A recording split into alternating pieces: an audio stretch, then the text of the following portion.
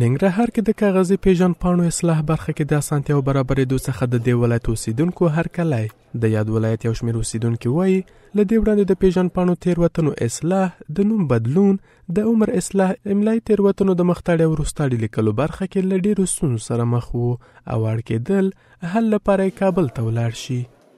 دا چې مخکې مونږ څو ځلې مراجعه کړې ده، مونږ ته به مکتوب راکولو چې کابل ته څو ځلې هلته لاړو او په کابل کې زموږ مشکل نه حلیدو، هلته به هم شپې کولې.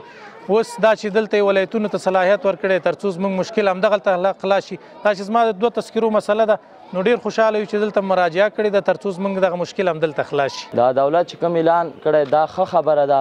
او موږ به هم د کابل د تګ څخه وژغورل شو، باید زر تر زره دا کار عملي شي. په ورته مهال د ننګرهار د احصایې او معلوماتو ملي اداره وایي دغه صلاحیت په وخت سره د خلکو ستونزو حل او ورته د اسانتیاو برابرېدو لپاره د مرکزي ادارې لخوا ورکړل شوی دی تر څو خلک نور دغه برخه کې د خپلو ستونزو هواري لپاره مرکز ته لاړ نه شي.